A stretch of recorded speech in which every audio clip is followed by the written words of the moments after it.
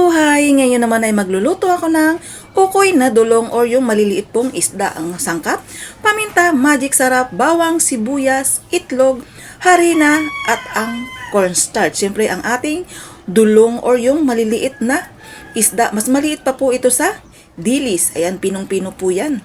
Naalala ko nung ako ay nasa Quezon Province, nilalambat lang po natin yan sa mga prinsa ng aming fish pan. Ngayon, lalagay ko na po yung bawang at sibuyas na hiniwa ko na po ng sobrang liliit. Nahugasan ko na rin nga pala yung dulong. Akin na rin sinala para hindi gaanong matubig.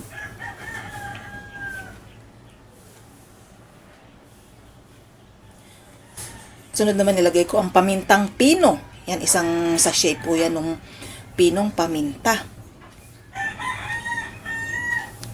Siyempre ang harina, 5 pesos na harina. Iubos na po yan. Isang balot na yan. 5 pesos lang po yan.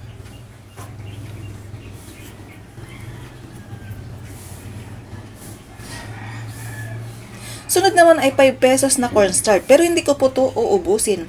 Kalahati lang po ang aking ilalagay. Ito po kasi ay makakatulong para mas malutong po ang ating ukoy na dulong. Or maging crispy lalo.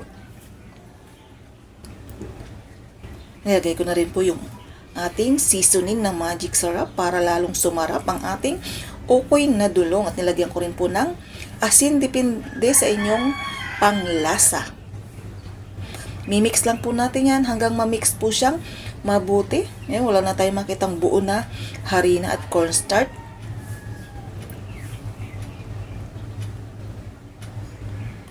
Nalalagay ko na rin po yung isang pirasong itlog.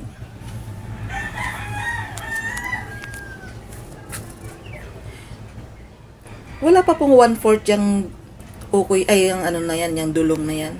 Saka mura lang naman po. Kaya sa murang halaga, meron ka na pong masarap at crispy na ukoy na dulong. Yan lang po yung kanyang mga sangkap. Mga mura lang po.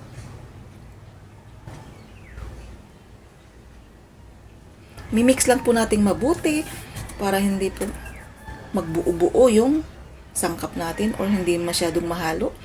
Masarap po ay halong-halo para pantay po, balance ang lasa ng ating ukoy na dulong. Hindi ko alam kung anong tawag sa ibang lugar nito. Kasi sa amin kasi sa Quezon Province ay dulong ang tawag dito. Nilalambat lang namin to sa mga prinsa. Ayan. Pag mainit na ang kawali, lagay syempre ang mantika. Mga misis, wag po ulo ha, maaga pa. Kawali lang po ang ating painitin, saka mantika. Yan, hintay lang natin uminit ang mantika. Pag mainit na, lalagay na natin isang sandok na dulong. Yan, ipaplat ko lang po siya para po manipis. Para siguradong luto yung loob at saka po malutong ang ating ukoy. Pag manipis po ay malutong at siguradong luto ang loob. Hintay lang nating mag golden brown ang ilalim. Ang apoy nga po pala, huwag masyadong malakas para hindi bigla ang ating pagkaluto sa ukoy. Kasi pag bigla, sunog ang labas, hilaw ang loob. Yan, kaya medium heat lang po ang ating apoy. Huwag masyadong malakas.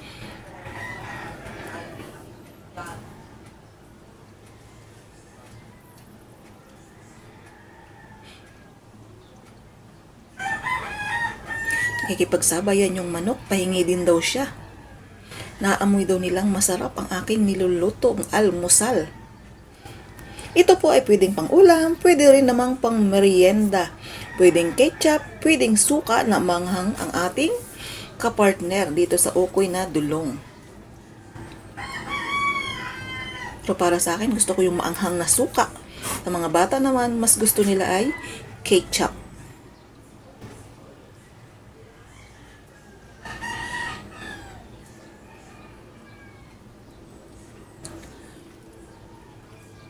Ayan, golden brown na. Akin ang babalik ta rin. Hintay lang din mag golden brown yung ilalim. Ayan, golden brown na. Ahunin ko na. Ayan, lagyan na natin sa plato. Yan, diba? Narinig nyo, lutong. Ayan, pangalawang batch. Malalaki na po ang aking ginawa dahil ito naman po pa-ulam lang namin, hindi naman paninda.